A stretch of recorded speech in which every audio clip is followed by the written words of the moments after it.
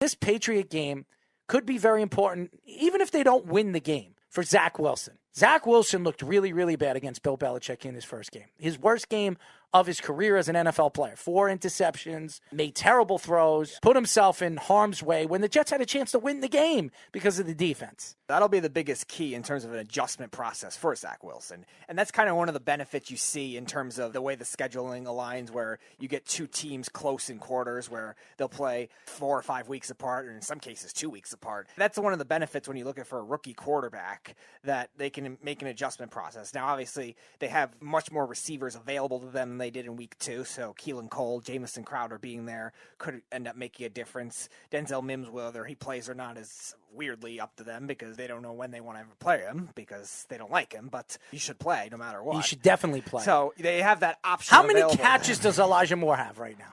I want to say 12. I don't even think he has 12 catches. Yeah, very small sample size. They've used him in the backfield sometimes, too. It's definitely weird. It doesn't make sense. This is a guy that's a second-round draft pick. Everybody was talking about how great this kid's going to be, how fun he's going to be. He could be Rookie of the Year. He has looked like crap. Right, and he seemed like the most ideal scheme fit, too. So you would have thought they would have used him more. Yeah, he only has 8 catches right now, 66 yards. Do you know that Denzel Mims has 2 catches and he has more? Right, and he has more like yards. 70-something yards. And he has more yards than Elijah Moore. So what does that tell you about Denzel Mims to Elijah Moore? It's ridiculous that Denzel Mims is not playing. Even in just complementing skill sets, you want a big-bodied guy to go with your Elijah Moore types if he does end up playing the field. Jamison Crowder and Keelan Cole, like they complement each other well too. Denzel Mims and Keelan Cole are very similar. So game planning-wise, you want to at least have something like that on the field. Now going back to the Patriot game, that'll end up helping in terms of getting more bigger body types because the Patriots have always done well, even with top receivers, they've always done well with smaller, quicker type receivers. So having a bigger bodied guy is a lot harder for them to go against in the man-to-man system, a physical press system that Bill Belichick has always implemented with his corners and with his linebackers too. So having a Denzel Mims and a Keelan Cole, who, by the way, with Jacksonville, the last time they played, he had, I think, 100 yards or something in that game. So, again, small sample size, but it still could be a nice weapon for the Jets to utilize in that game. And spreading the ball out is going to be a big key because the Patriots love to key in on one guy, and it probably will end up being Corey Davis. It's going to be Corey Davis. Their running game has been obsolete. Sure. You see Michael Carter, when he does run the ball, he gets 4.6 yards a carry. That's great numbers for a running back. Right. But it's not enough. And they're not winning because of their running game, which this offense is known to be a good running offense. They're not a good running offense. They're one of the worst in the league. What the Jets need to do is they need to get Denzel Mims on the field, and they need to bring Elijah Moore and to get Elijah Moore more involved in this team. I can't say what Mike LaFleur is doing and what Robert Saleh is doing is the right thing for the offense. Going back to May, though, I think a second-round pick is probably the market right now. Could be a late first round. That. I think maybe if it goes later towards the trade deadline and there are injuries, maybe the right team emerges for a late first-round pick. You can't see Kansas City making this trade? I don't know if Kansas City has the money. They were really badly over the salary cap in the offseason. So what they do is they bring Marcus Maye in, and then they re-sign him at the end of the season. They decide to get rid of 1 or 2 players that they don't think would fit. Marcus Maye and the Honey Badger, I think it's the best safety in football. So and Marcus Maye is one of the top 6, top 7 safeties in football. Yeah, I just don't know if they want to invest all that money into one position either, where the Chiefs have so many deficiencies too. Like at the start What's been their weakness this year? Everything on defense. But their secondary has been horrible. They also have no pass rush. They also have no corners. They have a lot of holes that they got to fill. And I don't know if one player is necessarily going to be the answer. I think the Chiefs are going to end up going for depth, which is why if they had a couple more trustworthy options, maybe, but I don't know if one player will solve everything for the Chiefs. Could they do it? Sure. We know Seattle's not going to make that trade. Nah. The Jets got their first-round draft pick. Thank you, Jamal Adams, who has looked like crap this year.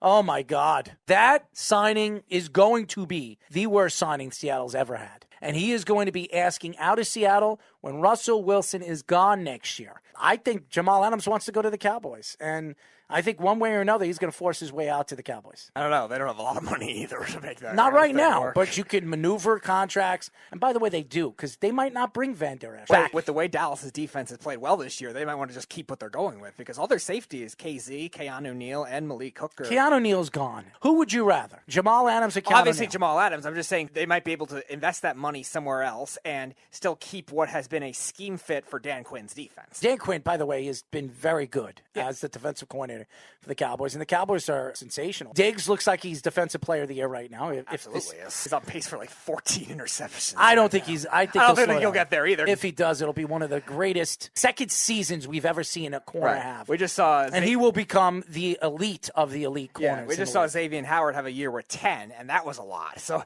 him getting a 14 would just be insane. But I don't think teams are going to throw at him all that often in the second half of the season. I think he'll get to 10. I don't know if he'll get to 14. It's crazy. I'm going to question moving forward with the Jets and what the Jets need to do, and they need to do the right thing with this team. They need to give Zach Wilson an opportunity to make the throws and be successful in the position that he came to this team to be. I think the offensive line plays a big part of it. I want to see this team do what they're good at doing, and that's get the ball down the field and let those wide receivers make the plays. Corey Davis did it. We got Cole. By the way, get Denzel Mims the ball in the open field. You see him down the field, you throw him the ball, he will be able to catch it. What makes Corey Davis a scheme fit over Denzel Mims? No, the biggest scheme fit is Elijah Moore in terms of the motion, but Corey Davis is just the possession, reliable, short route receiver. Who's taller? Denzel Mims or Corey Davis? Denzel Mims. Who's faster? Denzel Mims or Corey Davis? Denzel Mims. Who can jump higher? Denzel Mims or Corey Davis? So what is the problem here? I don't understand it. He's a healthy guy. He can go up and get the ball. He can run down the field like a cheetah, and he can make the play. He can catch. So what is the problem here? This doesn't make sense. Wake up! As far as the Giants are concerned, Joe Judge spoke this week. Finally, he speaks and he blames himself. It's a lot to blame just on one person. But he is the coach, and he's out there. He's calling the plays or letting the plays be called. Saquon Barkley can't stay healthy. That's not his fault, but he has put Saquon Barkley in position to fail. And he's got a young player that they drafted in Toney, who's hurt right now. He has looked good before he got hurt. He has looked as good as any rookie wide receiver in the league. Now, why isn't he seeing more passes? Golladay is a bust. Can't stay healthy. He's a number 2. He shouldn't be the number 1. Let's talk about Toney being the number 1, Golladay being the 2. One could only hope. The Giants coaching staff isn't that smart. It's ridiculous. And I don't know when Saquon's coming back, but they need him back bad. Supposedly, his injury is not as bad as people thought it was. So hopefully he gets back this week. I don't know if he was practicing, but they really need him. And his defense, Leonard Williams, okay? Finally woke up. I like Leonard. He's a Jet. Everybody knows I'm a Jet fan. I don't want to see him be the next Muhammad Wilkerson in New York. He gets a contract, and he doesn't produce. This has been a problem for New York pass rushers for a very long time. Yeah, the Giants just dealt with one in Olivier Vernon, who was great his first year, and then he got hurt a bunch of times. Leonard Williams needs to play better. He needs to be the counterpart of what this defense is supposed to be. And Ramsey, who was expecting to possibly be a coach candidate in the offseason, I think he lost it. Oh, yeah. Done now. I think he lost Defensive coaches barely get hired as it is. Now you prove that your year is a fluke of... He should have taken that Lions job, even though they're 0-5. They've been competitive, yeah. They've been very competitive. Yeah, but they made the right choice with the coach. The defense proving last year they were just a fluke of the NFC East being egregiously bad last year, which they aren't great this year either, but they're still better than last year, and certain other games. They had some games where they looked good, like against the Rams last year they looked good. I think they only lost like 17-10. They did well against Chicago. They did well against Seattle. Other teams that had good offenses at times, but still, it was mostly a product of the NFC East just being so bad. If you're a Giant fan, you can't be excited about what you've seen so far. The Jets have looked better than the Giants this year. That's not saying much. And that's not saying much. That's scary. And I'm a Jet fan. I'd be scared right now when you're talking about the Jets going into New England and possibly knocking off New England Patriots and getting a 2-4 record with the Giants. Now, I don't want the Jets to win because they're not winning anything this year. I want to see growth. But right now, the Jets are positioned where they could get a top 3 pick and they could possibly get Seattle's pick, which could be a top 10 pick. Mm-hmm. So you're talking about 2 of the best players in this year's coming draft. And a heavy draft for defensive ends and corners. And I don't think the Jets need corners. I really don't. They don't need them as much as they used to, but if either Derek Stingley or that's who they're predicting. The kid from Cincinnati, Ahmad Gardner. Right now, the Jets would be drafting at 5 or 6, and they say Stingley will go to the Jets. Probably they need pass rushers.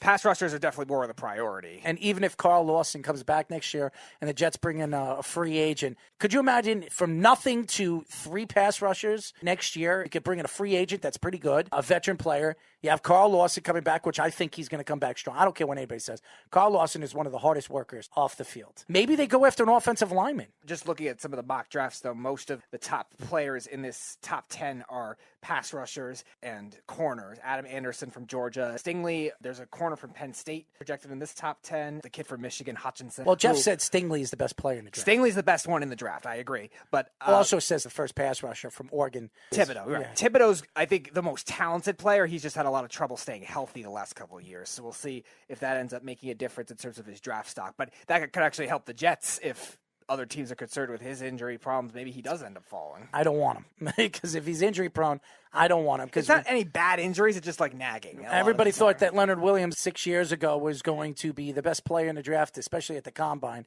He went 6. He fell to the Jets, and he was horrible. He did not do what anybody thought he was going to be as a pass rusher, as a dominant defensive lineman. Thibodeau, I think, is of a completely different skill set, though, than Leonard Williams. Leonard Williams was a powerful interior guy that had good speed for his size. Thibodeau's a versatile. He could be like everything type pass rusher, hybrid. He could be a linebacker. He could be an end. Great body size, power for his speed level, too. So he's just an all-around He's great 6'5", yeah. Almost 300 pounds. So he's a big man. I just want the Jets to make the right decision. So, Speedy, what are we going into now? We are going to do our 3-for-all picks of the week, which you, because we agreed last week, you are still up by 3. So we'll start with the Chiefs and the Titans. The over-under is 57.5. Go ahead, Speedy.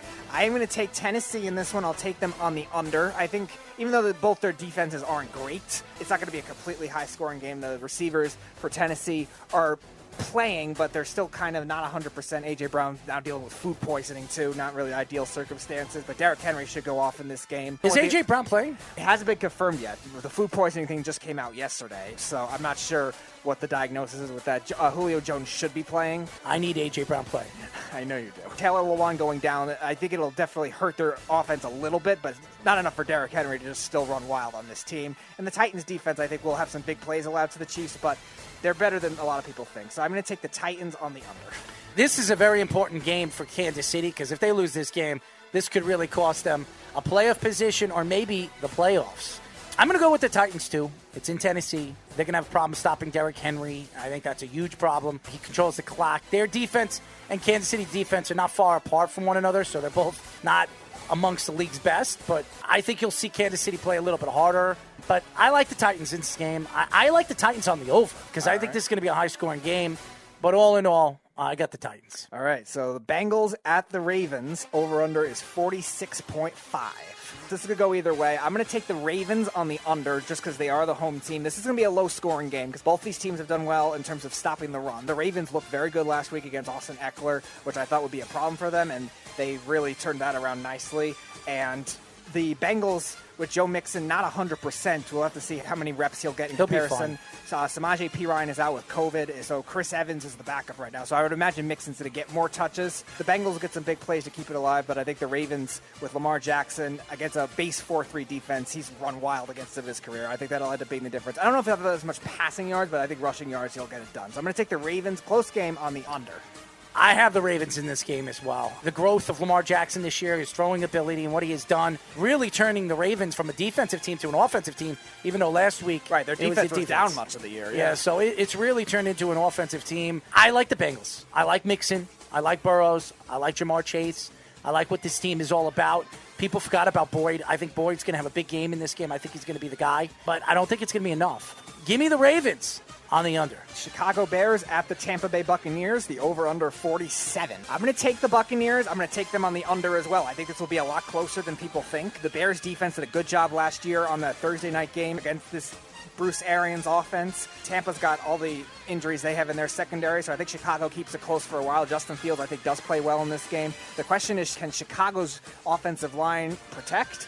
And will Justin Fields be able to extend plays against an outside rushing defense? They still have a lot of their pass rushers which play well for Tampa. So I think that'll hold them back just a little bit, but I think it will be a close game. Give me Tampa on the under. Oh, this game's going to be definitely close, and I think Tampa's going to have a problem stopping Justin Fields in this game. And this defense is going to put a lot of pressure on Tom Brady. Tom Brady is not going to have one of those games that you're going to say, oh, my God, he's the GOAT. You're going to see problems. Mac is going to be able to get to him. I think they're going to be able to jam him and make him make throws that he doesn't like. So I think the Bears are going to have a chance to win this game. I wouldn't be surprised if the Bears win this game. But I'm going to take the Buccaneers. They are at home. They're 5-1. They need this game, especially if you want to keep up with all the top teams in the NFC. So give me the Buccaneers on the under.